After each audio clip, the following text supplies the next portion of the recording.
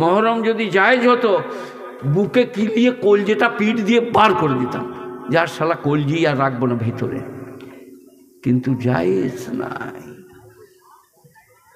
আর আপনারা যা করছেন করুন, আল্লাহকে জবাব দিবেন। আমি নিষেধ করে যাচ্ছি, ভালো বুঝলে বন্ধ করুন। এই যে আপনাদের গায়ে মাটি হয়, এ বাবা মাটি হয় তো, আমি কি বলেছি? মেয়েরা মাজারে যেতে পাবে না, ওরসে যেতে পাবে না, সোটা পাথর চাবড়ি যেতে পাবে না। বলছি শালা এই কোথাকার বলি বলে শালা কিছু বুঝি না রে, ও ছেলে হয় না বাঁধা মেয়ে, ও চাবিয়ে নিয়ে যাচ্ছে সোতাই বা পাথর চাবড়িতে ছেলে নিবে বলে, এই বলছে যাওয়া যায় নাই। কোথাকার রে? জায়েজ আছে, যাবেন, কিন্তু কসম খুদার বলছি, আপনাদের কারো বাপ মোলে, চাচা মোলে, খালু মোলে, খালা মোলে কোনো মেয়ে ছেলে কবরস্থান যায় জানাজার সাথে? এই যে আপনার বাড়ি কোথা কি যায় না? কোথাকার তোমরা? আমাদের গায়ে সব মেয়েরা যায়, আমরা মরদরা নাকে তেল দিয়ে ঘুমুই। ছে ছে ছে ছে ছে, কোথাও বাপ মোলে, ভাই মোলে, চাচা মোলে।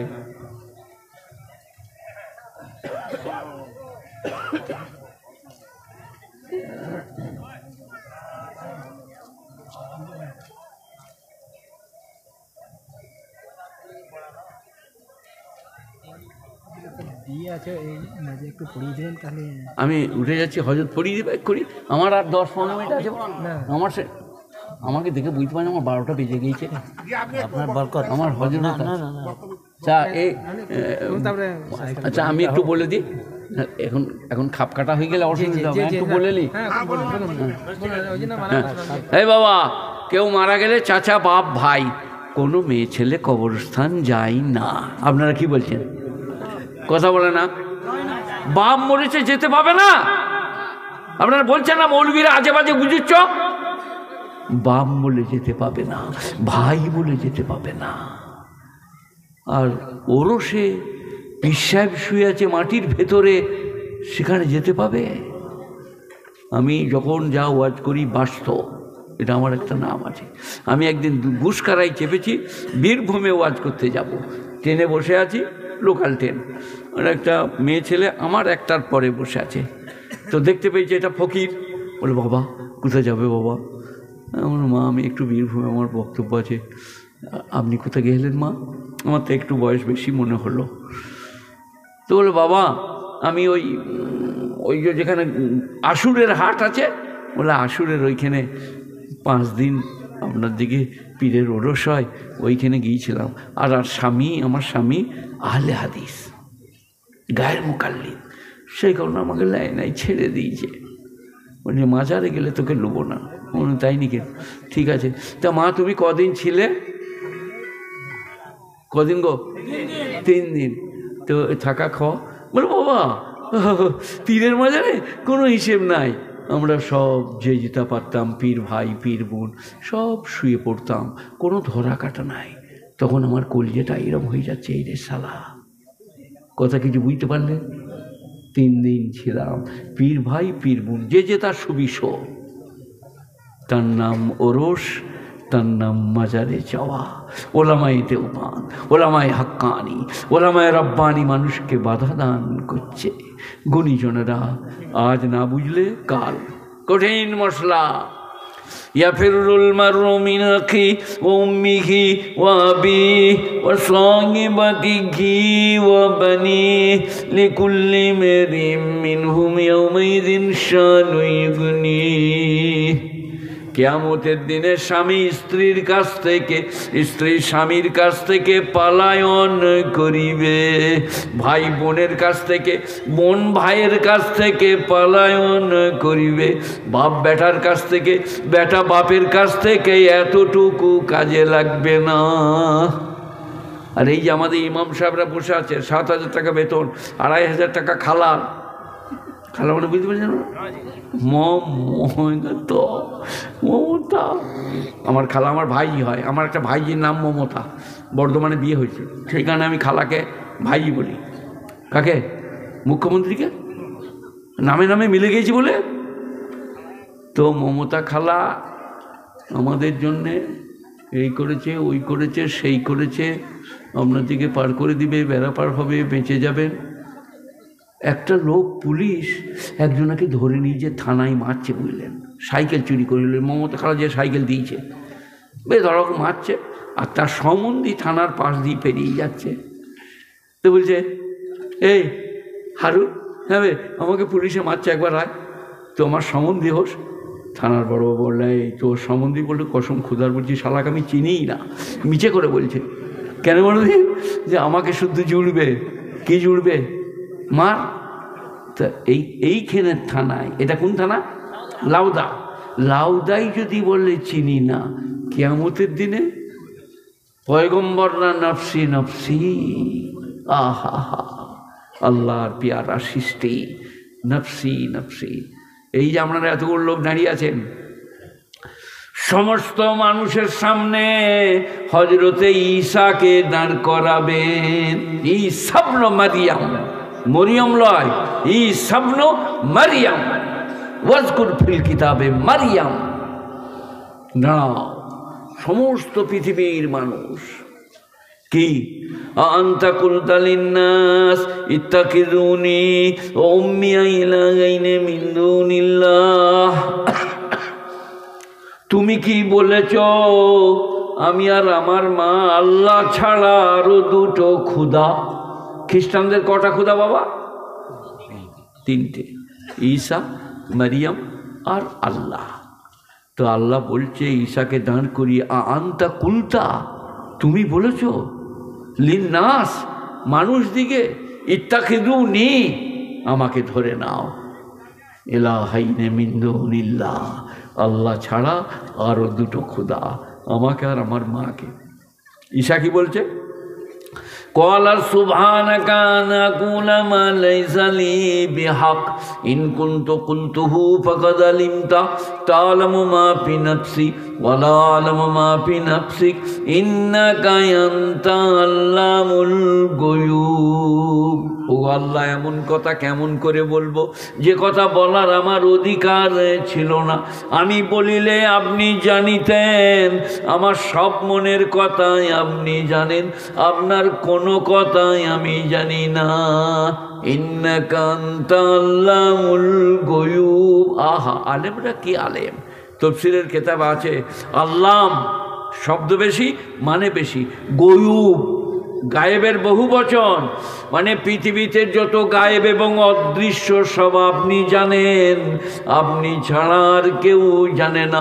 এখানে যদি গায়েব থাকতো, তা এই পীর ফকির যারা হাত গোনে তারা বলতো আল্লাহ বড় বড়গুলো জানে, ছোট ছোটগুলো আমরা জানি। আল্লাহ বললেন না, আল্লামুল গয়ুব, সমস্ত অদৃশ্যের ব্যাপার আল্লাহ তুমি জানো, আমি জানি না।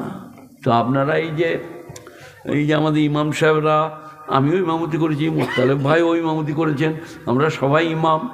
দিয়ে আপনি বললেন, মোল সাহেব আমার বাপ হাফ হাফ করছে, একবার চলুন দোয়া করে দেন। দোয়া করে দিলাম, বাপ মরে গেল। 7 দিন পরে বললেন, মোল সাহেব একটা মিলাদ পড়ে দেন। পড়ে দিলাম, 50 টাকা দিলেন, পকেটে ভরে দিলাম। আপনার বাপ নামাজ রোজা করতো না, গাঁজা খেত, খৈনি খেত, মাজারে মাজারে ঘুরতো। এবারে মরে যাওয়ার পরে ফেরেশতারা আমাকে বলছে, মোল সাহেবকে স্ট্যান্ড আপ। আমি মাদ্রাসার হেড মৌলানা, বলে ওসব জানি না, স্ট্যান্ড আপ। বলে কী করেছ? বলে সে কার বাপের লেগে দোয়া করতে গেলি বল। এই যে ধরা পড়ে যাবে, ফেসে যাবে গুণীজনেরা। সেই কারণে আমাদের ইমাম সাহেবদের দোয়া জানেন আপনারা, রব্বানা আতিনা ফিদ দুনিয়া হাসানাতান ওয়া ফিল আখিরাতি হাসানাতান। তোর বাপের কী হবে আমি জানি না, দে 50 টাকা দে। ভাই যারা আর এখনো পর্যন্ত খাওয়া দাওয়া করেন নাই, মেহরবানি করে খাওয়া দাওয়া করলেন। আর মাত্র 20 মিনিট টাইম দিয়ে আসছে আপনাদেরকে, মাত্র 20 মিনিট টাইম। এর 20 মিনিট টাইমের ভেতরে যদি খাবেন তো খেয়ে নেন, আর নাই বাস খাওয়া দাওয়া বন্ধ হয়ে যাবে। আমি সভাপতিকে বলছি, বেটা ছেলের মোজ বেরিয়ে গেলে বিয়ের লেগে বলতে হয়? হ্যাঁ গো, খাবার লেগে কাউকে বলতে হয়, কেড়ে খেয়ে নিচ্ছে। ইনি আমার বলছে এখনো যে খান নাই, চলে যান। এরকম দয়ালু সভাপতি খুব ভালো। হ্যাঁ, আমি যেটা বলছিলাম এর কথাটা কান দিলেন আমার, কি বলুন দেখে? আহা হা, গুণীজনেরা, জ্ঞানীজনেরা, এই আলেমরা কেউ কারও হবে না। একজন লোক এইরকম একটা ফুল তৈরি করে নিয়ে গেছে, বুঝলেন, টবে। বলে মাস্টারমশাই কিরম হয়েছে? বলে দারুণ। কে করলে রে? তুই করলি না? তোর দিদি না তোর বোন না তোর মা? বলে স্যার আমি করেছি। কিরম হয়েছে? বলো দারুণ হয়েছে। তা স্যার কত নম্বর পাবো?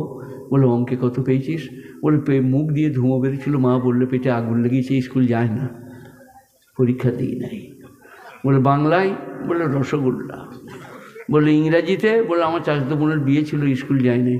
বলে একটা সাবজেক্টও পাস করি না? বলে না স্যার ওসব পাস করে কিছু না, এইটা করে দিচ্ছি, কত পাবো বলুন? তখন মাস্টার বললে আরে বনমালী কোথা আছেই রে, ঝাঁটাটা নিয়ে আয় তো। সে শামাওয়ালা, লোয়ার শামা। বলে কী করবেন স্যার? বলে তোকে নম্বর দেবো পা থেকে মাথা পর্যন্ত, সে নম্বর আলাদা। আপনারা কি বলছেন? আপনারা ওইরকম করছেন যে নামাজ নাই, রোজা নাই, হজ নাই, জাকাত নাই, দাড়ি নাই, আলেমের কদর নাই, আর মহরম মাতম মুর্শিয়া অমুক তমুক। যে বলবে কিয়ামতের দিনে আল্লাহ মহরম করেছি কত পাচ্ছি, তোমার নবীর নাতির মহব্বতে মহরম করেছি। আল্লাহ বলবে নামাজে কত পেয়েছি? বলে পড়তে পারি নাই, ভারী কষ্ট। ওরে বাপরে। রোজাই কত পেয়েছি? বলে রাখতে পারি নাই, খুব ভোগ লাগতো। হজে কত পেয়েছিস? টাকা খরচ করবো বলে যাই নাই। তো কিচ্ছু করি নাই? বলে না। ফেরেশতা দিকে বলবে একবার এইখানে এসো, ওই বাবুকে নিয়ে যাও, দি জাহান্নামে সেঁকোগা। এই দিকটা সেঁকে বলবে এটা মহরমের, এইখানটা সেঁকে বলবে এটা মাতমের, এইখানটা সেঁকে বলবে আল্লি বিনিকিন বল, কলমাখানি কুলখানি কত লিবি বল। বলে হয়ে গিয়েছে, আর দিতে হবে না, একে নিয়ে যে জাহান্নামে ভরে দে। এই যে আর একটাও করতে হবে না, 5 ওয়াক্ত নামাজ, 30টা রমজানের রোজা, হজ ফরজ হলে হয়, জাকাত দিতে হবে না, হজ করতে হবে না। এত বড় আলেমের সামনে বলছি, কাদিকে? আমাকে আপনাকে? জাকাত হজ তো বড় লোকদের, আপনারা কি বলছেন? এর কথা বুঝতে পারছেন না নাকি রে? জাকাত হজ কাদের? তাহলে আপনাদের কটা হলো? এইটা করতে পারবেন না। তার মধ্যে একটা তো একবার বললেই হবে, লা ইলাহা ইল্লাল্লাহ মুহাম্মাদুর রাসূলুল্লাহ। এরপরে দুটো রইল, নামাজ রোজা। জার্মানি ডাক্তার বলছে একবার যে রোজা রাখবে রমজানের, মৃত্যুকাল পর্যন্ত তার কোনো অসুখ করবে না, আগামী 1 বছরের জন্য ইঞ্জিন করা হবে। আর নামাজ, এ তো কোরআন বারবার বলেছে, বারবার বলেছে। যারা চামার কামার কুমোর, যারা আপনার দিকে খঞ্জনি হাতে করে ঘুরে বেড়ায়, মাঠে ঘুমোয়, তারা বলছে আল্লাহ বলেছে নামাজ একবার পড়লেই হবে, সারা জীবন আর পড়তে হবে না। কত বড় সাহস বলো! আমরা 14 বছর দেওবন্দে পড়ে এসে আমরা বুঝতে পারিনি, ওরা বুঝতে পেরেছে। সেই আমাদের তো লাঠি আলাদা, ওদের আবার খঞ্জনিওয়ালা লাঠি, চিনিক চিনিক চিনিক, মানে তাড়াতাড়ি চাল নিয়ে আয়, চিনিক দিয়ে বলেছে বাবা ফকির সাহেব সারাদিন গায়ে ভিক করবে, হ্যাঁ আমাদের ঘরেই চারটি খেয়ে যাও। দিয়ে দুধ বারাত করে হাত পা ধুয়ে উষারাই বসেছে, নাহলে ভেতরে বসেছে, ভাত দিয়ে দিয়েছে, ভাতের ভেতরে সেদ্ধ ডিম, মুরগির মাংস, ডিম বেরোন ভরে দিয়ে ভাতটা লেড়ে দিয়েছে। সে চুপচাপ বসে আছে, কখন তরকারি দিবে দেখি। অনেকক্ষণ বসে থাকার পরে বলছে ইয়ার কি হচ্ছে, ভাত খেতে বলছে তরকারি নাই। তখন মেয়েটা আলেম ঘরের বিটি ঝাঁটা নিয়ে যে পিঠে গদাম করে মক্কা শরীফে কুকুর তাড়ছিলি ছেই, আর ভাতের ভেতরে মুরগি রান্না আছে দেখতে পায় নাই, লোক ঠকাবার জায়গা পায় নাই। এই হাত গোনা, এইসব করা, এগুলো ধোঁকা, খবরদার। এখন মেয়েরা যে দাঁড়াচ্ছে, ইমাম কি করবে? ইমামের জানলায় বাবা মৌলী সাহেব, বাবা মৌলী সাহেব। বলে কি মা, কি হয়েছে? বাবা 50টা টাকা রাখো আর আমার একটু করে দাও। বাবা কি হয়েছে? বলে আমাদের সেই না খগেনের ভাবনা একটু বদনজরি হয়ে গিয়েছে, পরনজরি। সে পাড়ায় আমাদের একজন আছে, তার স্বামী নাই, বিধবা, ওদের ঘরে চা খেতে যায়, বাবা একটা তাবিজ হবে। তখন আমরা বুঝতে পারি যে এরা খালি নামাজি লয়, এরা চোখ মারাতেও বিরাট ওস্তাদ। নাহলে আমরা জানতাম না তো, মেয়েরা বলে দিলে তাবিজ। আর মোল সাহেবদের, আলেমদের গ্রামার, আলেমদের যে বইপত্র আমার ওস্তাদের সামনে আমি বলছি, বুঝলেন। একজনের লোক তার স্ত্রীকে বললে তক্তপোষের নামই শুকা, যা শুকা। এবারে তক্তপোষের নামই শুয়ে আছে, মশা কাটছে। তখন বলছে হগর বাপ, হগর বাপ, একবার মশারি ভেতরে লাও, আল্লাহ। আপনারা কি মনে করবেন হগর বাপ আল্লাহ বোধহয়? কিন্তু জিজ্ঞেস করুন জুমলায় মোতারে যা, হগর বাপ একবার মশারি ভেতরে লাও, আল্লাহ হকর বাপের জানে রহম দাও, ওইটা ওই আল্লাহ। হগর বাপ একবার মশারির ভিতরে লাও আল্লাহ, মানে আল্লাহটা আলাদা। হগর বাপ একবার মশারির ভিতরে লাও আল্লাহ, হগর বাপের জানে রহম দাও।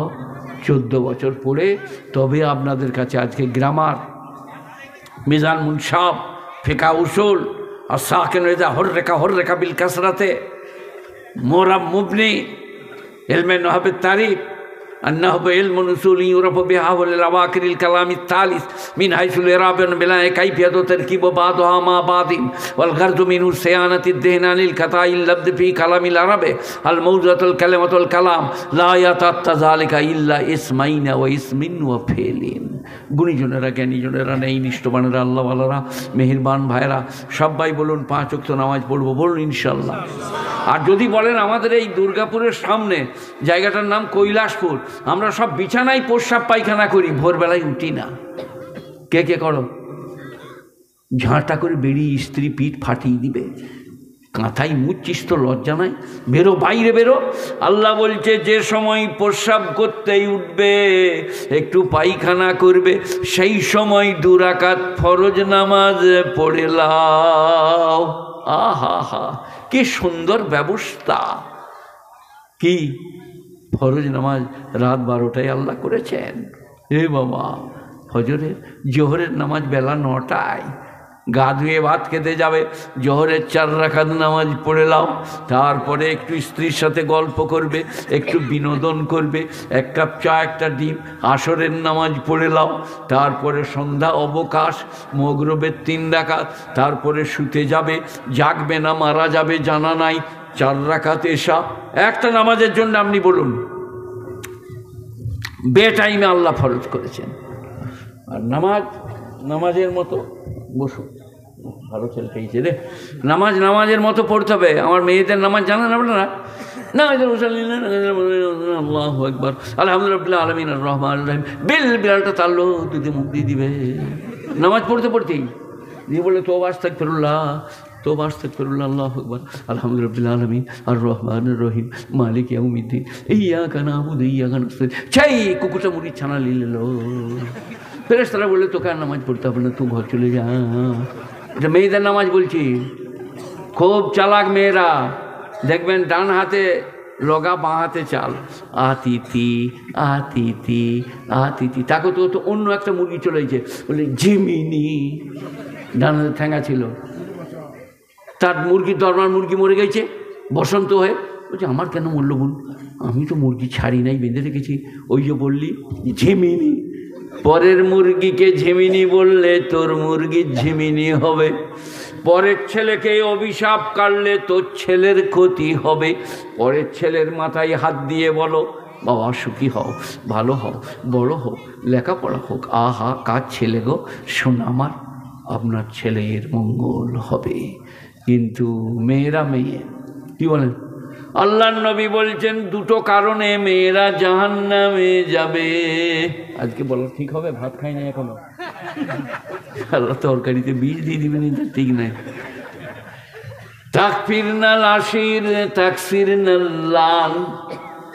আশির মানে স্বামী, স্বামীর অবাধ্যতা, স্বামীর অবাধ্যতা তাকফিরনা মানে হচ্ছে নাশুকরি, অকৃতজ্ঞতা। আর তাকসিরনাল লান, কথাই কথাই রিলে যা, কলে যা, পুড়িয়ে যা, মরগা, জাহান্নামে যা। এরা হচ্ছে তাকফিরনাল আশির, তাকসিরনাল লান। এই 2টো কারণে মেয়েরা জাহান্নামে যাবে।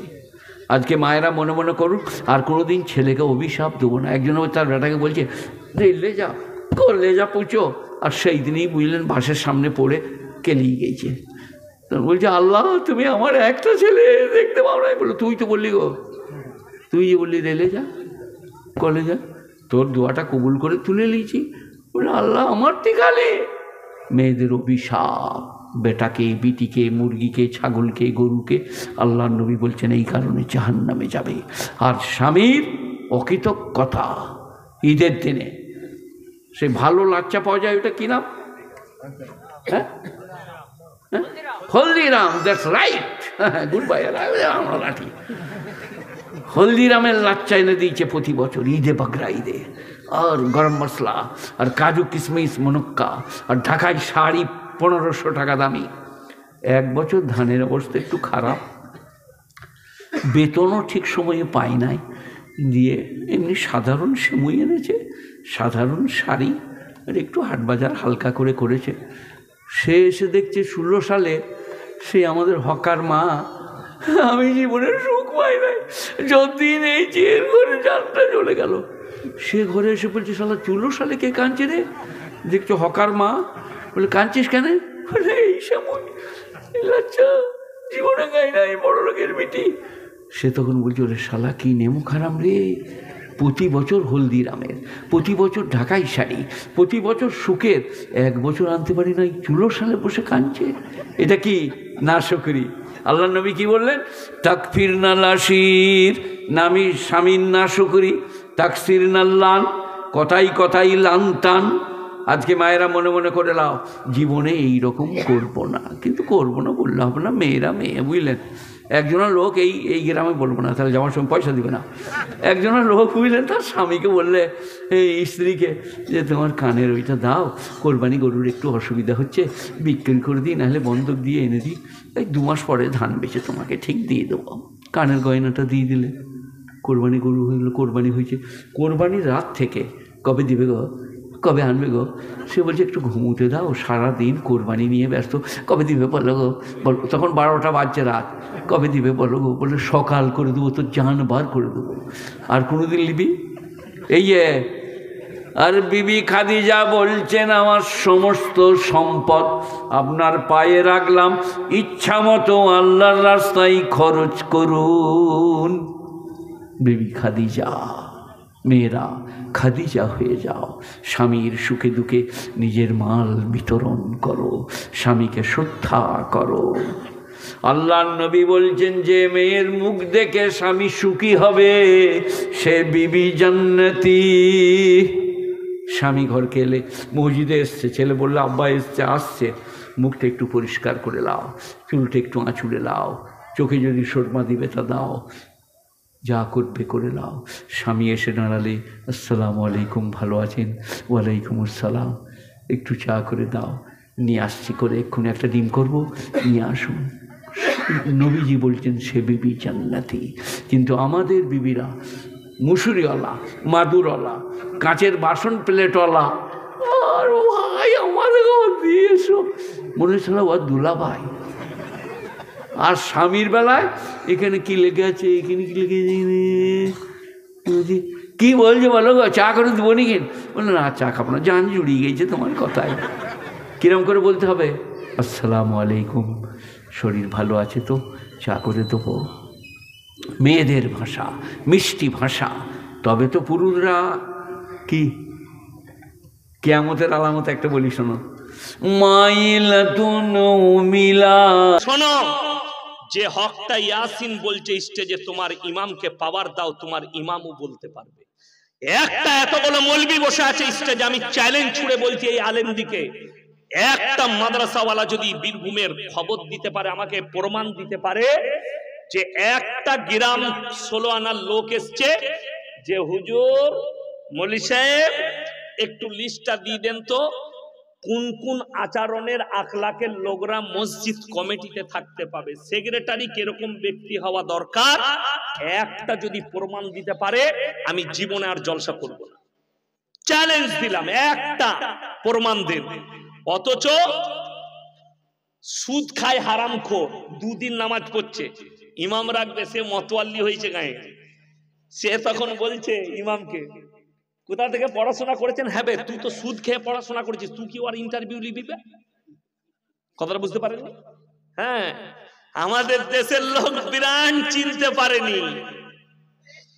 কষ্টটা ওই জায়গায়, যদি শর্তটা দেখা হয়, আর মৌলবীদের কাছে যদি শর্তটা কালকেই নিতে চান, বীরভূমে যদি 100টা মসজিদ থাকে, 500টা মসজিদ থাকে, 450টা মসজিদের সেক্রেটারির নামটা ঢেড়া কাটা পড়বে।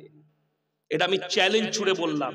আর যদি বলেন চ্যালেঞ্জ অ্যাকসেপ্ট করব, নিয়ে আসুন, যে মাদ্রাসায় বসবেন আমি সেই মৌলবীর পাশে থাকবো, খালি শর্তগুলো শুনে নেবেন, সেই মৌলবী শোনাবে। যদি নামটা না কাটা যায়, আমি নাকখত্তা নিয়ে বাড়ি যাব, কুরসা যাব।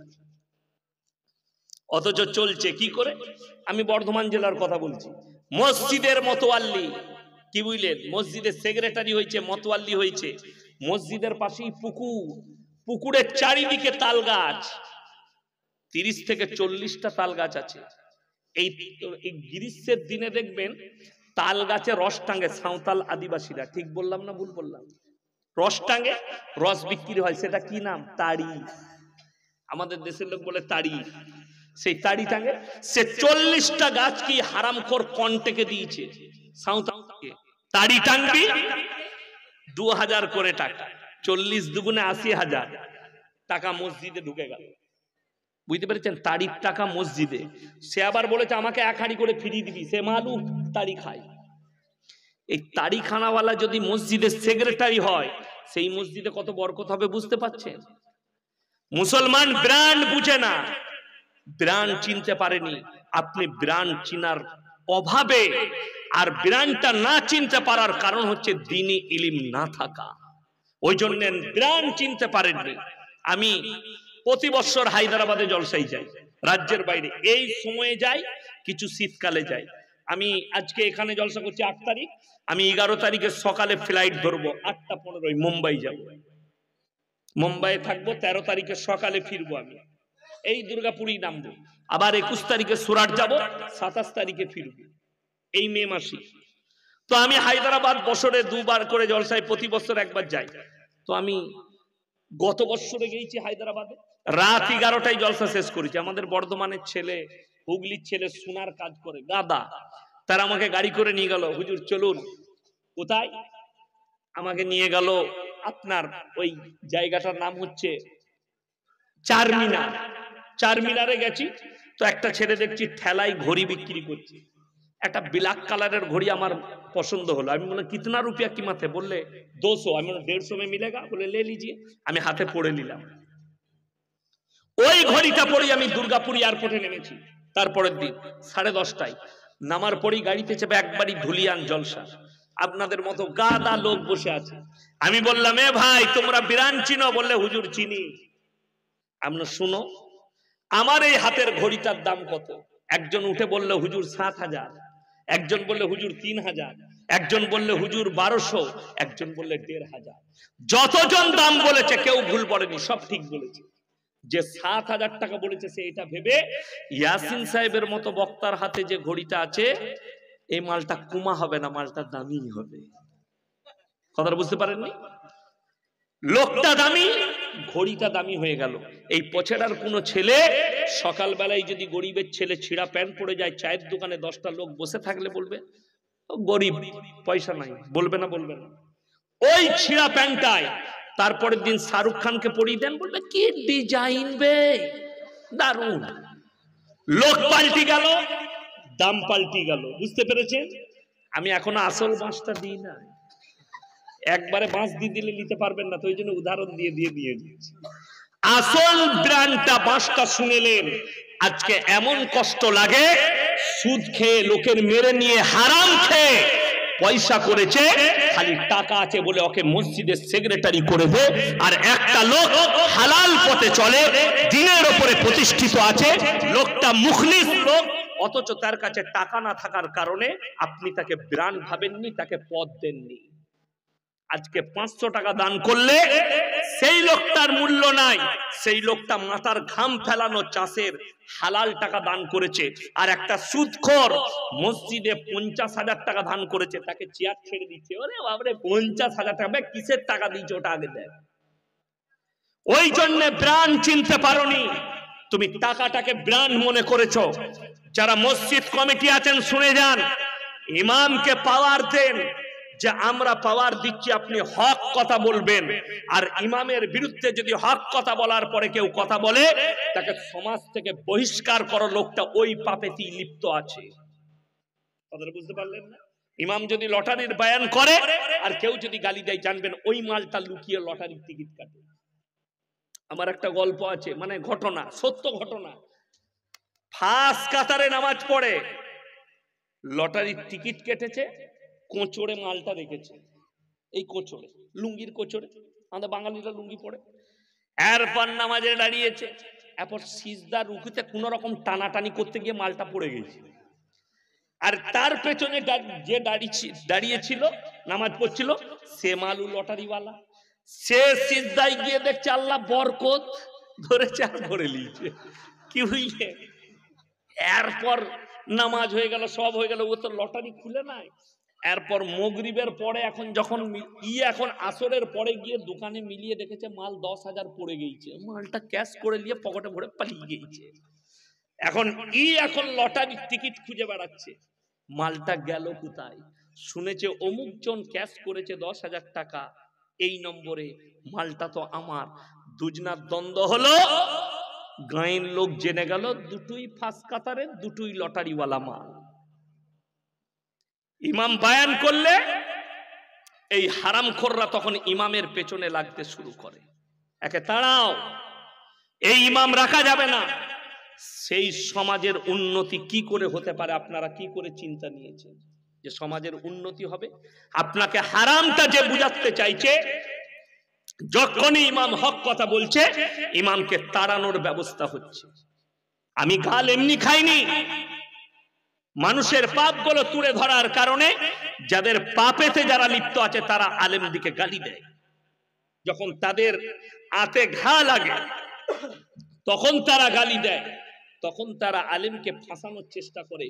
এমন মসজিদ আছে বহু ভালো ইমামকে মিথ্যা অপবাদ দিয়ে তাড়ানো হয়েছে। আল্লাহর কসম, যারা মিথ্যা অপবাদ দিয়েছে তারা সেই পাপ না করা পর্যন্ত আল্লাহ তাদেরকে দুনিয়াতে মৃত্যুই দিবে না। তোমরা মিথ্যা অপবাদ দাও নিজের পাপ ঢাকার জন্য। আজকে হারাম হালাল দিন আর বদ্দিন না চিনার কারণে আপনি ভাবতে পারেন পৃথিবীতে 250 কোটি মুসলমান আছে, 47টা মুসলিম রাষ্ট্র আছে। 47টা কটা বললাম? যাদের কাছে সামরিক বাহিনী আছে, যাদের কাছে হাতিয়ার আছে, এমন দেশ আছে যাদের কাছে পরমাণু শক্তি আছে। মুসলিম রাষ্ট্র, পাকিস্তানের কাছে 165টা পরমাণু বোমা আছে, তুরস্কের কাছে 90টা পরমাণু বোমা, ইরানের কাছে গোপন আছে কিন্তু পরমাণু আছে, আরো দেশ আছে মিশরের কাছে পরমাণু আছে। এরকম কয়েকটা মুসলিম রাষ্ট্র যাদের কাছে পরমাণু আছে, তারপরেও মাত্র 1 কোটি ইহুদি তারা পৃথিবীর মাথার উপরে চেপে বসে আছে। তার কারণ হচ্ছে আপনার, তার কারণ মুসলমান। আজকে উলামাদের আখলাক আপনার কাছে আখলাক নয়, বড় কষ্ট লাগে। আজকে অনেক শিক্ষিত লোক বলে আজ গোটা পৃথিবী দুনিয়ার পেছনে ছুটছে, আর এই মৌলবীরা কোথায় দিনের পেছনে ছুটছে? বলে না, বলে না? মৌলবীরা, দাড়ি টুপিওয়ালা মৌলবীরা, আমরা দিনের পেছনে। মুসলমান কি করে পরিবর্তন হবে? মুসলমান সমাজ কি করে পরিবর্তন হবে? হারাম হালাল থেকে কিভাবে বাঁচবে এই ফিকিরে লেগে আছে উলামারা। আর এরা বলছে গোটা দুনিয়ার পেছনে ছুটছে আর মৌলবীরা পেছনে পড়ে আছে। তাদেরকে বলে দিই, এটা আমাদের মতো মৌলবীর ভাষা নয়।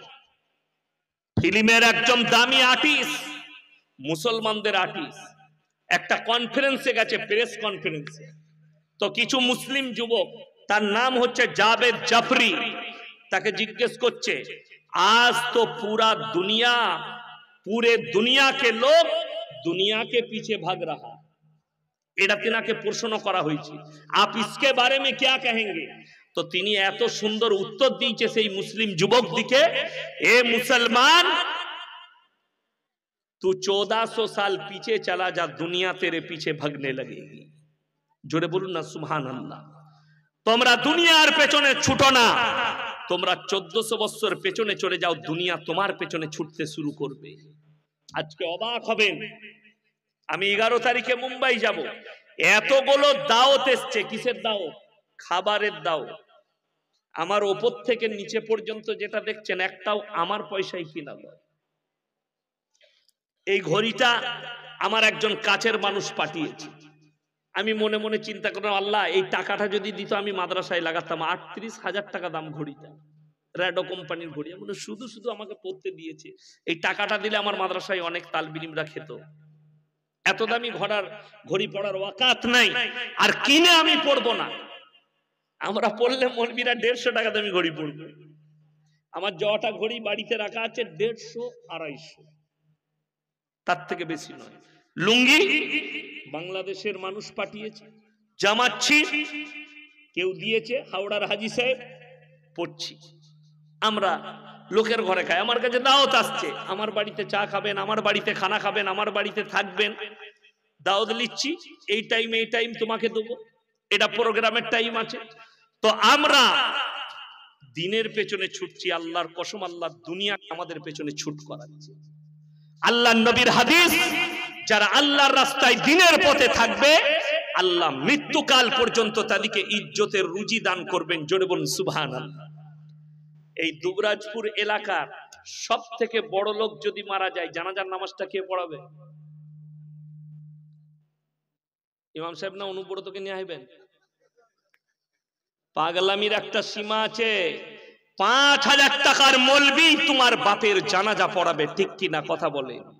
তাহলে তুমি ভেবে দেখো, তুমি কোটিপতি হতে পারো, কিন্তু তোমার জানাজাটা যিনি পড়াবেন তিনি 5000-এর মৌলবি, তোমার ইজ্জত বেশি না আলেমের ইজ্জত বেশি? এটা তুমি চিন্তাধারা না, তোমার ব্রেনকে জিজ্ঞেস করো। আপনারা নিচে বসে আছেন, উলামাদিকে আল্লাহ স্টেজে বসিয়েছে, আল্লাহর কসম এটা আল্লাহর কৃপা আর আল্লাহর তরফ থেকে। এই আলেমরা বলবে এই ইজ্জত আল্লাহর তরফ থেকে আল্লাহ দিয়েছেন। যারা দিনের পথে থাকবে, যারা মনে করছেন আমার বাড়িতে বরকত নেই, আমি মৌলবি শওকতের বেটা কারি ইয়াসিন, আমি আপনাদেরকে অনুরোধ করে বলে যাচ্ছি, 5 ওয়াক্তের নামাজ পড়ুন। নবীজি সাল্লাল্লাহু আলাইহি সাল্লাম বলেছেন, যারা 5 ওয়াক্তের নামাজ পড়বে মৃত্যুকাল পর্যন্ত আল্লাহ তাদের রুজিতে কোনোদিন কমি দিবে না। জোরে বলুন সুবহানাল্লাহ। আপনারা রুজি মানে কি মনে করেছেন? রোজ খাসি আর দেশি মুরগি খাওয়ার নাম রুজি? যে রোজ খাসি খাবে, 1 সপ্তাহ পরে মালটা মিশনে ভর্তি করতে হবে। কি হলো বলে হার্ট অ্যাটাক। খাসি রোজ খাবার লয়। অনেকজন দেখেন এখানে বসে আছে, ডাক্তারে মানা করে দিয়েছে গরুর মাংস ছুবি না। ঠিক বললাম না ভুল বললাম? মাংস খাবি না, এটা খাবি না। কেন? রুজি আল্লাহ মাপে। জোরে বলুন সুবহানাল্লাহ। কে মাপেন? আল্লাহ মাপেন। আর ডাল আলু খেলেও দামি রুজি যখন ওটা সুখের হবে, বিবির সঙ্গে মহাব্বতের সঙ্গে খাবেন তখন। আর যদি খাসির মাংস খান আর বিবি যদি ওই ঘরে শোয় আর আপনি এই ঘরে শোন, তার থেকে দুঃখ আর কিছু নাই। বিবি যদি দস্তরখানে না বসে, তার থেকে বড় দুঃখ আর কিছু নেই। আর এক দস্তরখানে খেলে আল্লাহর কৃপা। এই আপনারা মৌলবিদিকে দেখে দেখে মনে করবেন এরা কি খাইবে? এখনো ডাল আলু খাচ্ছে মাদ্রাসায়। কি গো, এখনো ঘ্যাট আমাদের চলছে। আমার মাসায় রোজ ডাল আলু হয়। একজন জিজ্ঞেস করছে কি খাও? বলে দিন আপনি তুই খালি 1 সপ্তাহ খা দেখিনি আমার মাসায় রাতে, 1 সপ্তাহ ফ্রি খা, আমি দেবো পয়সা। কেন? 3 দিন যখন ডাল আলু খাবি, 4র্থ দিনে লুঙ্গি খুলে আন্ডার প্যান্ট পরে ছুটবি। সারা রোজ ডাল আলু। কিন্তু আল্লাহর কসম করে বলছি, আল্লাহ দয়া রেখেছে, বরকত রেখেছে। ইখলাসের খানায় বরকত আছে, কিন্তু হারাম খানা দামি হবে কিন্তু সুখ পাবে না। যারা মনে মনে ভাবছেন, খুব সাবধান। আপনি কি মনে করছেন কোটিপতি টাকা থাকলে সুখ পাওয়া যায়? টাকায় যদি সুখ পাওয়া যায় তাহলে একবার চলে যান তিহার জেলে। আপনার জেলার সন্তান অনুব্রত বাবুকে জিজ্ঞেস করে আসুন, স্যার টাকায় কত সুখ, উনি বলে দিবেন। আমি কেউকে ইনসুলেট করছি না, খালি আল্লাহকে চিনাচ্ছি। আল্লাহ যেদিনে দিবেন সেদিনে উনি ছাড় পাবেন, সেটা আলাদা বিষয়। কিন্তু এটাকে বিশ্বাস করুন, কোরআনকে, ওয়াত ইজ্জু মান তাশা ওয়া তুযিল্লু মান তাশা। ইজ্জত আর জিল্লাতের মালিক হচ্ছেন একমাত্র আল্লাহ রাব্বুল আলামিন। আমি তখনই জেলের কুঠরিতে রাখতে পারি, তখন আপনাকে ভালো খাবার দিতে পারি, কখনো আপনাকে ইজ্জত কেড়ে নিতে পারি। আপনি চলুন, কত লোক নিবেন? আপনাকে আল্লাহ কত মূল্যবান করেছে এটা এখানে বসে আপনি পারবেন না। আপনার মসজিদে পড়ে আপনি হিসেব করতে পারবেন না, আপনার ঘরে শুয়ে আপনি হিসেব করতে পারবেন না। আপনি সিউড়ি হসপিটালে যান, কলকাতা মেডিকেল কলেজে যান, দুর্গাপুর মিশনে যান, আপনি বুঝতে পারবেন আল্লাহ আপনাকে কতটা মূল্যবান করেছে। একটা কিডনির জন্য 50 লাখ দিতে রাজি আছে কেউ যদি একটা কিডনি দান করে। আপনার কিডনির দাম 50 লাখ, দুটো কিডনিতে 1 কোটি।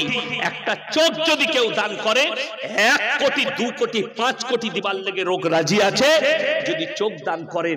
আপনি ভেবে দেখুন, কেউ যদি লিভার দেয় 10 কোটি দিবার জন্য বড় লোকরা দাঁড়িয়ে আছে। কেউ যদি একটা লিভার দান করে, লিভারটা যদি কেউ দেয় 100 কোটি টাকা দেবে, এরকম লোক আছে।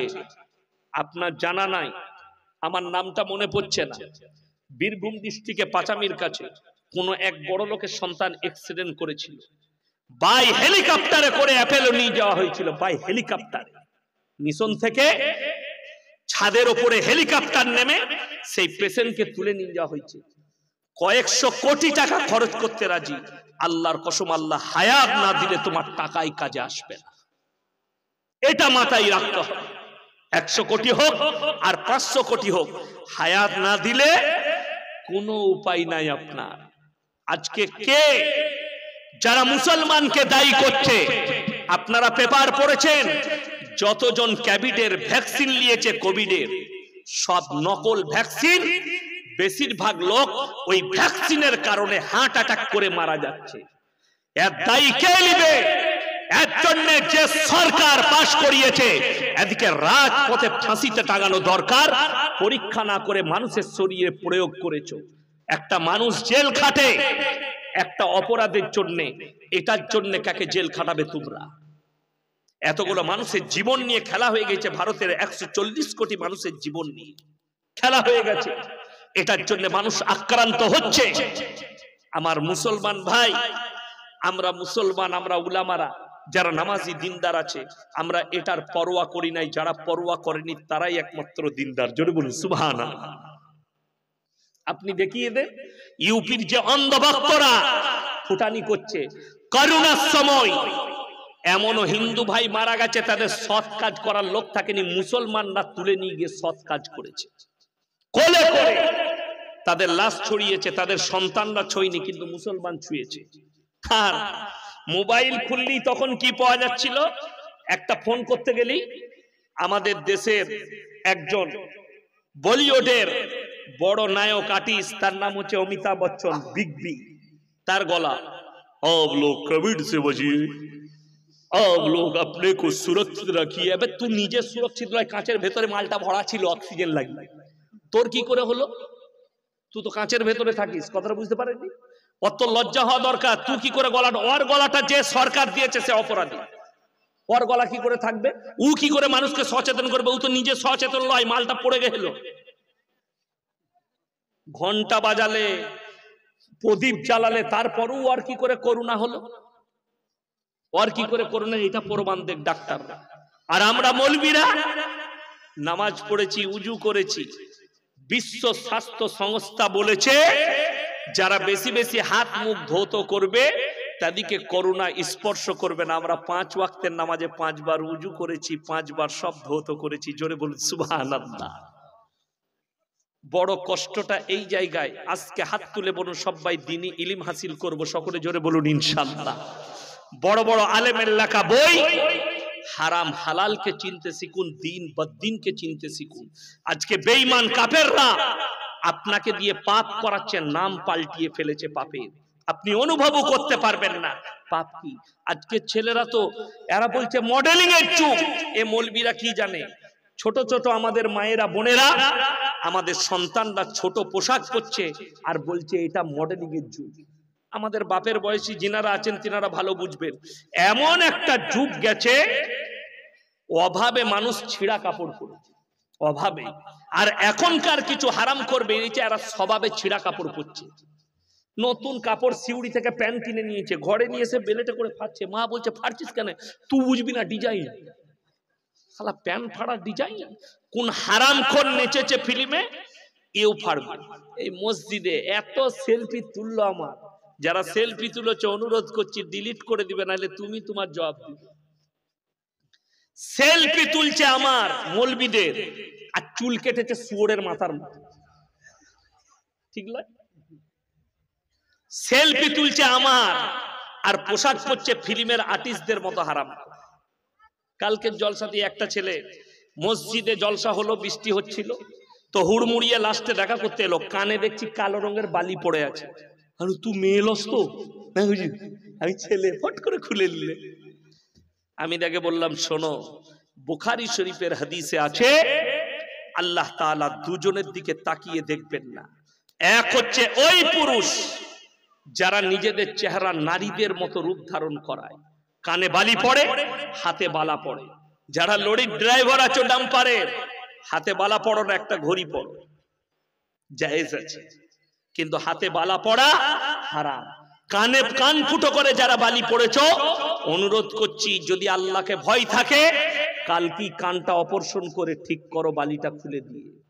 ফিল্মের কোন হারামখোর আর্টিস্ট পড়েছে, এই হারামখোর কানটাকে ফুটো করে পড়েছে। তাদেরকে বলা হবে তোমরা রূপ ধারণ করো নারীর, তারা বলবে অক্ষম, আল্লাহ তাকাবেন না, তাদের স্থান হয়ে যাবে জাহান্নাম।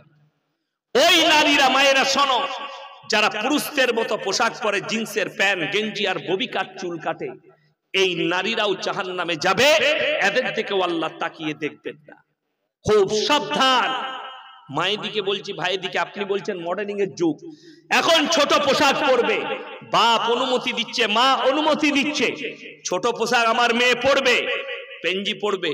যদি ছোট পোশাক পরাটা মডেলিং হয়, এই পোছেরার সব থেকে বড় মডেলিং হচ্ছে রাস্তার কুকুরগুলো, তারা তো পোশাকই পরে না।